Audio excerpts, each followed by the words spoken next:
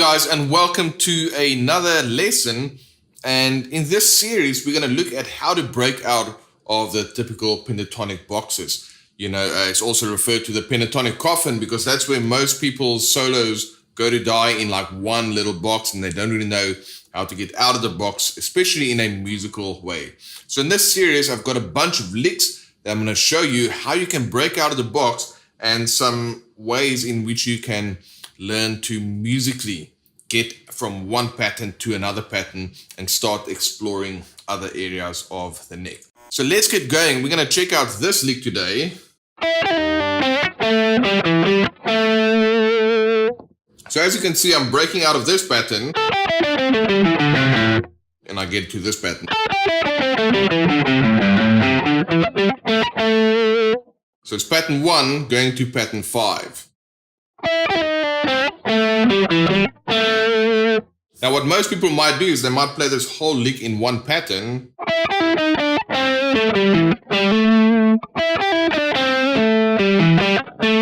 Something like that, but then you're kind of stuck in this one pattern all the time. Whereas if you do this, you can kind of break out of that pattern. So let's look at what's going on there. Well, this is the A minor blues scale.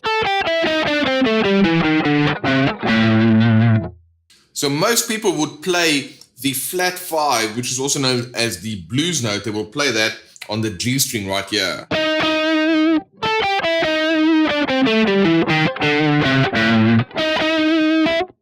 But that same note, this, which is an E flat in this case, is also found on the 4th fret of the B string.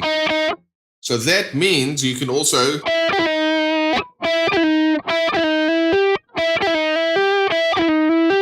find that flat 5 right there. So instead of playing, I can go.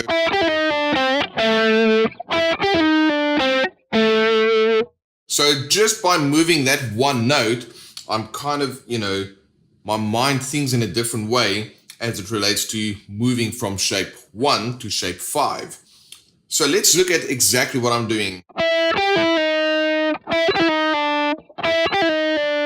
So I'm picking 5, hammering onto 8, pulling off to 5. And then as soon as I've hammered back to 5 from 8, I slide to 4.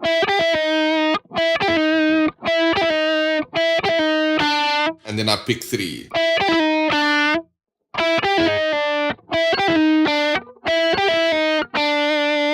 Then I pick 5 on the G string and then 2 on the G string. And for this 5 on the G, I give it a slight little bend.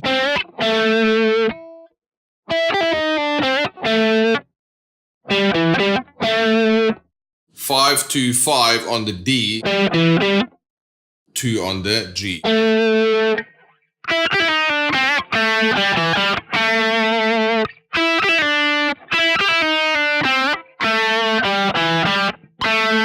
And of course you can do this 12 frets higher,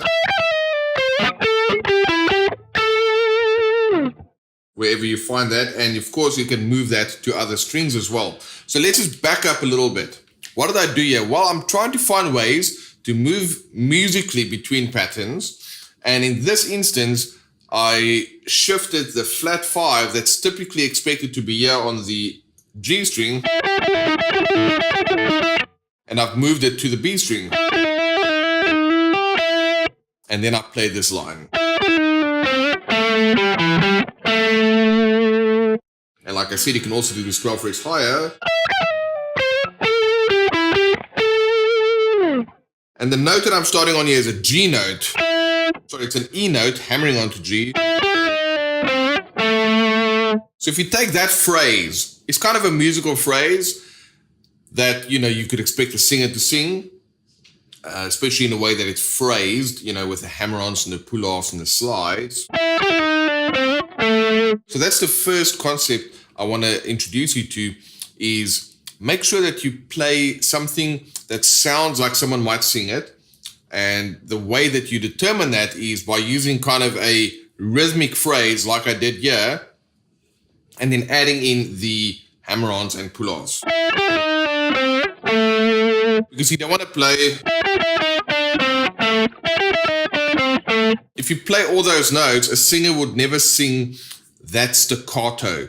They're going to kind of scoop into notes, and they're going to have more of a, a lyrical quality to the melody line. So that's what you want to do. Listen to vocal lines, try and sing something, and then replicate that both from the rhythmic perspective as well as the way that you articulate that. All right, now the way that we articulate it is we use things like hammer-ons, pull-offs, slides, and bends, and vibrato. So there you go. Hammer-ons, pull-offs, slides, bends, and vibrato. Add that to your notes, and then also try and not think of like one scale and stay stuck in there. Try and move between two patterns. That's what this series is all about. And in this particular video, we have this pivot note kind of move me around there. Now, once you find the phrase, the easiest way is just to do it an octave higher and see, how that might work on the guitar. But because I'm starting here on the E note,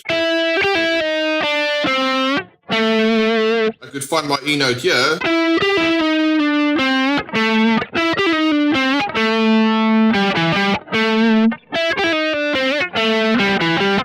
You can also find the E note here.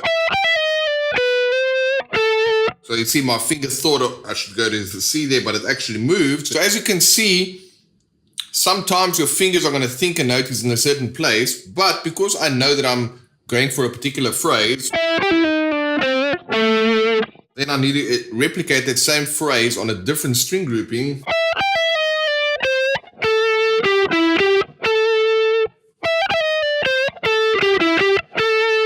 And when you move to a different string grouping, because of the B string that's tuned differently on the guitar, your notes will move a little bit. But now by doing that, you have the melodic phrase anchored in your mind, and then you can try and get that in different places on the guitar. So let's do that again. Here we have the original idea. And then the same thing 12 frets higher, which is easy, of course. But then I can move it to this E over here, for example.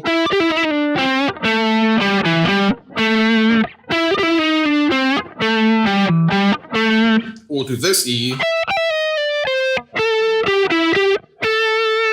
You see now the phrasing or the way that those same notes are, they need to be played with different fingers. All right, so that is another thing that you can do, is take a well-known lick or something that you know, or something that you've made up, like I just did in this instance, and then play it in different places on the neck, and then see what you can come up with. Now, in one of the first videos within this series, I showed you the importance of knowing the pentatonic shapes or the minor pentatonic shapes, and very importantly, knowing where the root, the third, and the fifth is, because that's going to help you to find those notes that you can anchor your playing to. All right, really hope you enjoyed this lesson. We're doing a whole series of breaking out of the box, the minor pentatonic box. So there's a bunch of different concepts. Make sure you check out the playlist. The link will be in the description box below. And that way you can go through all of the lessons and start getting some tips, tricks, and techniques as it relates to freely being able to change between patterns, and not just changing between patterns in a mechanical way, but rather doing it in a musical way. And that is what guitarists like Clapton and David Gilmour and Stevie Ray Vaughan and all those legends of blues guitar playing, they were able to really just musically and freely move between patterns. If you'd like to get more lessons like this, you should register for a free GuitarSkills.com membership today. Simply click the link in the description box and you'll get instant access to our private members area. And don't forget to hit that thumbs up if you enjoyed this video. Comment below and let me know what else you'd like me to cover so I can give you what you need. Don't forget to subscribe to our channel because I'm going to keep these videos coming.